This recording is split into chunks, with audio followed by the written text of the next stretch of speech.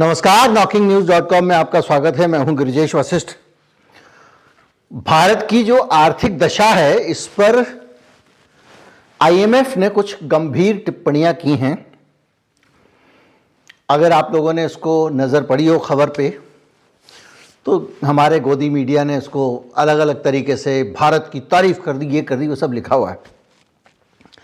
लेकिन जो आईएमएफ कह रहा है, ये साल भर से इस चैनल पे मैं बताता आ रहा हूं और उस पर रत्ती भर भी 19-20 का फर्क नहीं है। अगर आप देखने जाएं तो मैं आपको बताता हूं अपने दो वीडियो। एक वीडियो है 16 सितंबर 2022 का और दूसरा है 14 जून 2023 का। इन दोनों वीडियो में मैंने साफ साफ बताया था कि भारत सरकार क्या करामात कर रही है और अर्थव्यवस्था के साथ आरबीआई क्या खेल कर रहा है।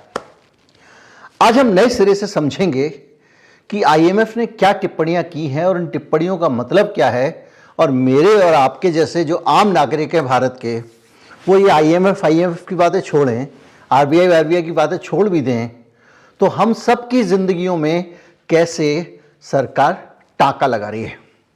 कहीं मत जाइए, चैनल को सब्सक्राइब कर लीजिए, मैं अभी हाजिर होता हूं।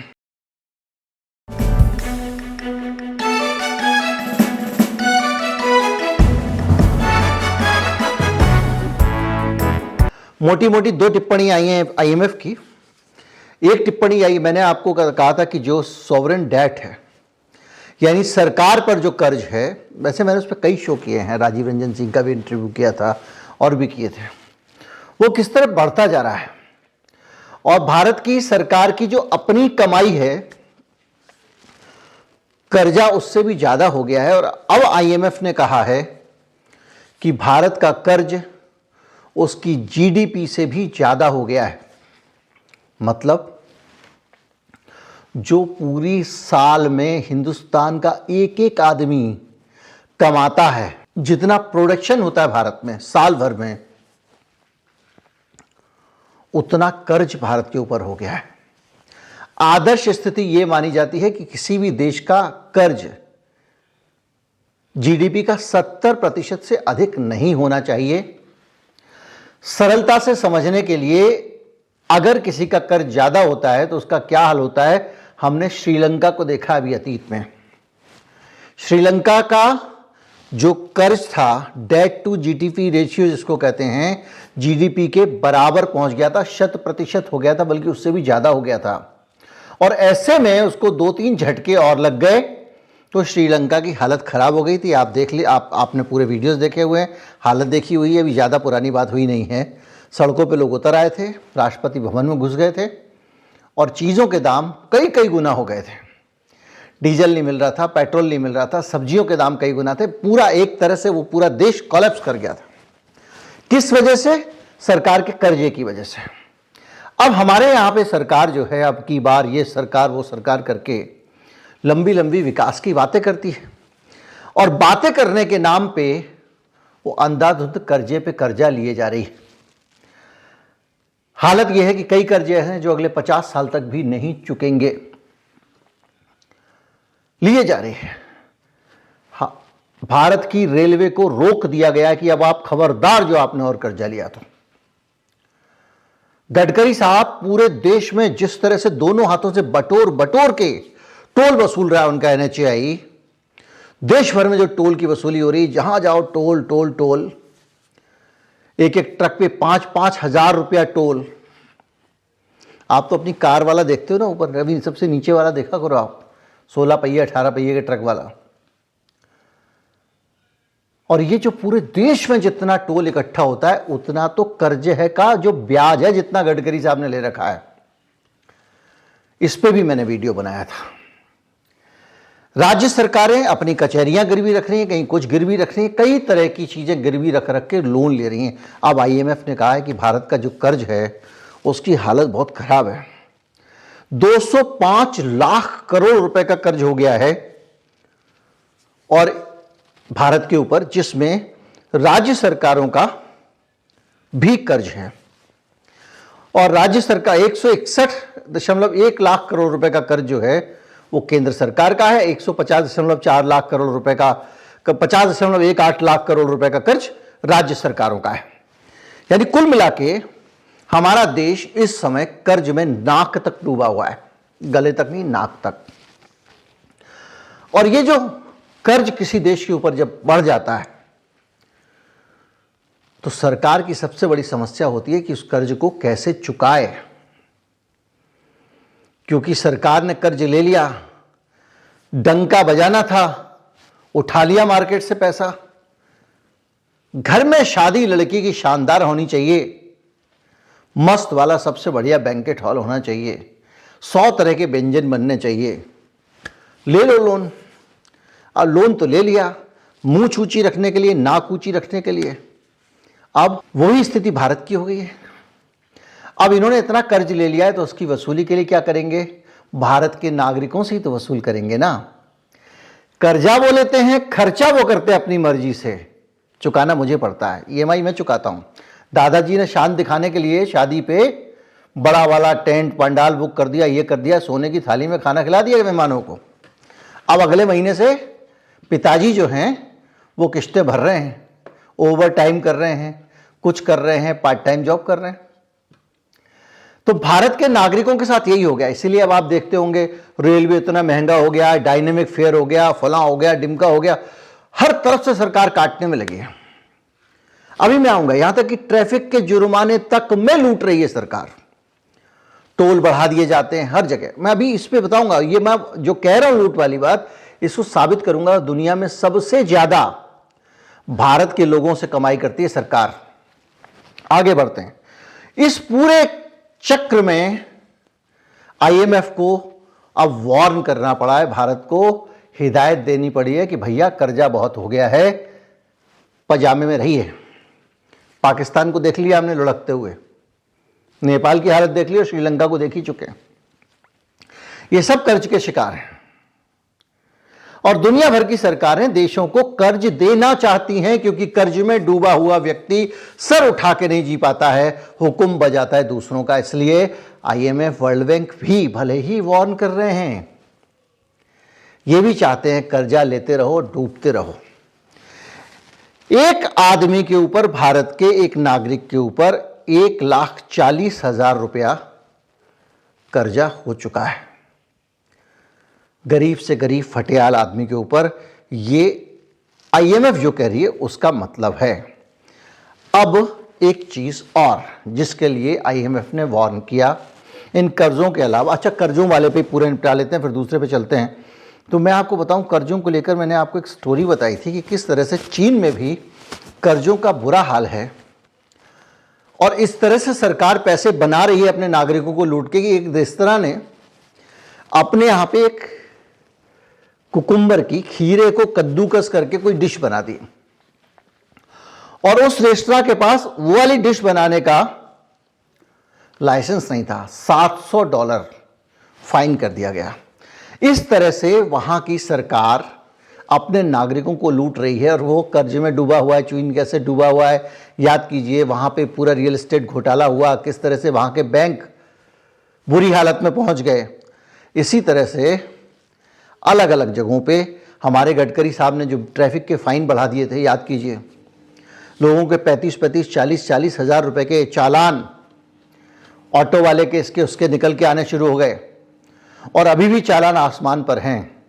अब हालत यह है कि पुलिस वाला खुद दया करके चालान नहीं काट रहा है, टारगेट पूरा करने भर का काटता है और नागरिक तो देना चाह ही नहीं रहा है। इंडिया का ट्रैफिक फाइन दुनिया में सबसे महंगा है। कैसे महंगा है, इसके लिए आपको एक चार्ट देखना पड़ेगा। भारत के नागरिक कितना दे रहे हैं, ये आप पैरिटी पे जाइए।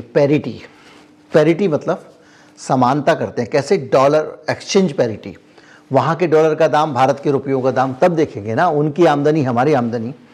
भारत में पर कैपिटा इनकम $1670 है और रोज की अर्निंग $4.5 है औसत भारत के लोगों की, और इसके अंदर अंबानी की अर्निंग भी शामिल है।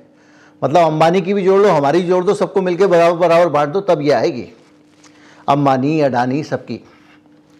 तो $4.50, $4.5 जो है वो कुल अर्निंग है और हमारे यहाँ पे जो तेज़ स्पीड पे गाड़ी चलाने पे $70 का जुर्माना होता है।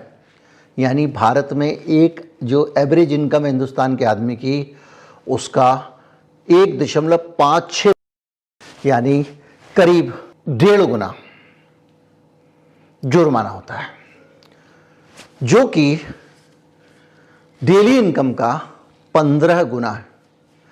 इसी तरह से सिंगापुर में लोगों की इनकम $93,900 है, $257 की डेली अर्निंग है। हम $4.5 है हमारी, उनकी $257 की है रोज़ की कमाई एवरेज सिंगापुर में।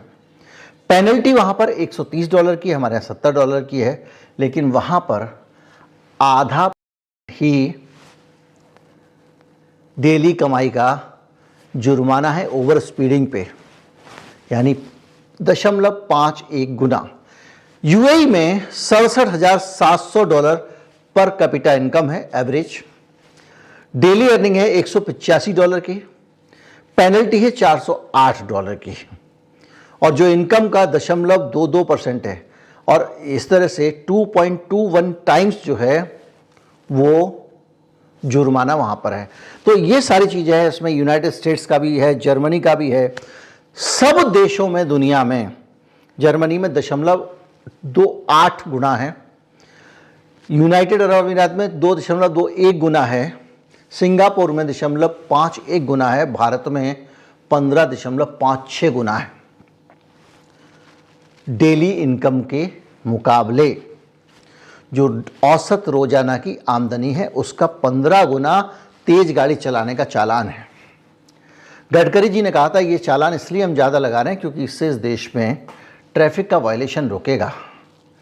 चालान कई गुना हो गए हैं, मैं इस पर वीडियो बना चुका हूँ। वायलेशन नहीं रुका, सिर्फ सरकार की कमाई बढ़ गई। सरकार को चाहिए लूट है, ये है तो है, ये किसी भी चौथ, किसी भी जजिया कर और किसी भी लगान से ज़्यादा है। बहाने से सरकार हर चीज़ में दाम बढ़ जाता है। आप ट्रेन में डायनेमिक फेयर लगा दिया, हवाई जहाज में फ्री, दुनिया भर का, मतलब हर जगह। गाड़ी का हाल यह है कि अगर हमारे यहाँ पे फॉर्च्यूनर कार पे टैक्स ना लगे तो 35 लाख रुपए आपके एक गाड़ी पे बच जाए, इतना टैक्स लगता है। बाहर से जो गाड़ियां आती हैं, बाहर जो हमारे यहाँ से गाड़ियां बाहर भेजी जाती हैं, उन गाड़ियों के दाम करीब 35% होते हैं। तो ये हुई भारत की सरकार की कर्जा लेने की प्रवृत्ति, अत्यधिक कर्जा लेना, जिसके लिए आईएमएफ ने वार्न किया, जिसके लिए हमने पहले ही वीडियो बनाकर अच्छी तरह से समझा दिया था। और हूबहू बगैर किसी मीन मेक के, बगैर किसी 19-20 के आईएमएफ ने वही सलाह और वही वार्निंग भारत सरकार को दी है कि सुधर जाइए। दूसरी एक और बात हमने आपको कही थी, हमने ये बताया था कि किस तरह से हमारा आरबीआई डॉलर के साथ खेल रहा है। किस तरह से भारत ने, साल भर पुराना वीडियो होगा इसलिए दोबारा बता देता हूं। भारत का आरबीआई क्या करता है, जब मोदी जी की नाक बचानी है, क्योंकि मोदी जी खुद ही कह चुके हैं कि जिस सरकार के दाम में डॉलर गिरता है वो प्रधानमंत्री कैसा गिरता है वैसा गिरता है। तमाम उनके डायलॉग आपने देखे होंगे, वो वीडियो वायरल हुए। अब अगर मोदी जी के राज में जब डॉलर 21-80 रुपए से ऊपर गया तो बेइज्जती होने लग गई। तो उस बेइज्जती को बचाने के लिए भारत की सरकार अपने विदेशी मुद्रा भंडारों को खाली करके डॉलर बेचकर अपना ही रुपया खरीद रही थी भारत का आरबीआई। और ये इसलिए खरीद रही थी ताकि रुपए का दाम ना गिरे। रुपए का दाम नहीं गिरेगा तो इज्जत बची रहेगी प्रधानमंत्री की। और आरबीआई ने डाटा जांचा तो कहा कि इनका रुपया तो दुनिया में डॉलर की उतार चढ़ाव हो रही है, इनका रुपया ऊपर नीचे नहीं जा रहा है। उन्होंने वार्न किया कि आरबीआई एक्सचेंज मार्केट में हस्तक्षेप ना करे। अब आरबीआई सफाई दे रही, नहीं हम नहीं कर रहे हैं, वो कह रहे बहुत जरूरी होने पे ही करना चाहिए। तो बोले हम बहुत जरूरी होने पे ही कर रहे हैं, क्योंकि आईएमएफ ने देखा इनका विदेशी मुद्रा भंडार एकदम गिर गया। फिर पता चला कि इन्होंने तो विदेशी मुद्रा बेच दी और रुपए खरीद लिए, अपना विदेशी मुद्रा भंडार गिराया, रुपए खरीदे। क्यों? क्योंकि डॉलर का दाम जो है ज़्यादा ऊपर नहीं जाना चाहिए, रुपए को डॉलर के मुकाबले गिरना नहीं चाहिए, प्रधानमंत्री की नाक कट जाएगी। और इसके कारण एक यही नुकसान नहीं हुआ कि विदेशी मुद्रा भंडार कम हो गया, इससे दूसरा नुकसान यह हुआ कि जब डॉलर बढ़ रहा था, क्योंकि वहाँ पर वो डॉलर का दाम बढ़ा रहे थे अमेरिका में, ब्याज बढ़ा कर, तो दुनिया की मुद्राएं गिर रही थी, यूरोप की मुद्रा, दूसरी जगहों की मुद्राएं। और हमने क्या किया? अपनी मुद्रा को गिरने से रोक लिया। तो जिन जिन को हम एक्सपोर्ट करते थे उन लोगों ने कहा कि यार इनकी मुद्रा तो महंगी है, तो इनके यहां से सामान मंगवाने में महंगा पड़ता है। तो जिनकी मुद्रा का अवमूल्यन ज़्यादा हुआ था उन्होंने वहाँ से सामान मंगाना शुरू कर दिया। आप समझ रहे हैं ना, जैसे आप डॉलर में कोई चीज़ मिल रही होती तो हम लोग इंपोर्ट वहाँ से नहीं करके ऐसे देश से कर लेते। तो भारत में भी ऐसे सोचिए कि हमारा रुपया अगर सस्ता होगा तो $1 में ज़्यादा चीज़ आ जाएगी ना उसके पास में। तो जिस देश की मुद्रा महंगी होती है वहाँ से कोई भी चीज़ खरीदोगे तो वो चीज़ मिलती है आपको महंगी। जैसे भारत का रुपया अगर ऊंचा होगा तो वहाँ से जब कोई चीज़ आप खरीदोगे, विदेशों में कोई मंगाएगा तो उसको वो पड़ेगा, कोई भी चीज़ पड़ेगी महंगी।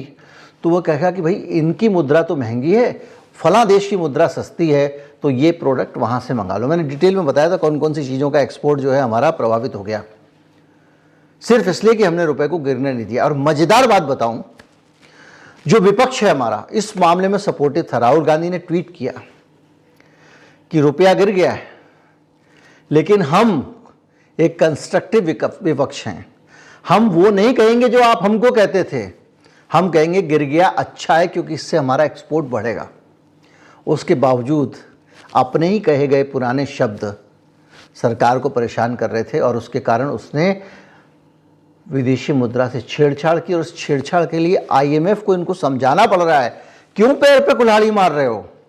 अपना रुपया खुद ही महंगा कर रहे हो, अपना विदेशी मुद्रा भंडार खाली करके तुम रुपए खरीद रहे हो उससे। मतलब आप सोचो कि आप अपने आपके घर में गेहूं भरा पड़ा हुआ है, आप खुद ही नोट छापते हो, जो नोट RBI खुद छापता है वो नोट दूसरों से खरीद रहा है डॉलर बेच के, ताकि मार्केट में डॉलर का दाम ज्यादा ना बढ़ जाए।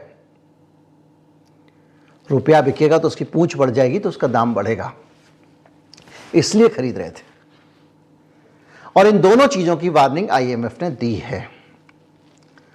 थोड़ा सा बुद्धि खोलकर अगर इस देश का, हमारा मुख्य धारा का जो मीडिया है वो इन विषयों पर चर्चा करे तो आज IMF की नौबत नहीं पड़ती।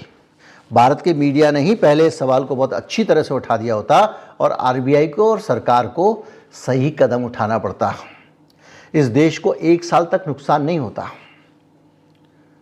बहरहाल ये दोनों चीजें जो घटनाक्रम हुए हैं वो इस बात की तस्दीक करते हैं कि इस देश की आर्थिक नीतियां भी देश हित और नागरिकों के हित से ज़्यादा राजनीतिक समझ के साथ तय की जाती हैं। और तस्दीक इस बात की भी करते हैं कि हमने आपको 1 साल पहले, 6 महीने पहले बता दिया था कि ये देश में सरकार क्या कर रही है, जिसको आज IMF जैसी संस्था को दोहराना पड़ रहा है। IMF का किस तरह का मकसद रहता है दुनिया का, ये किसी से छिपा नहीं है।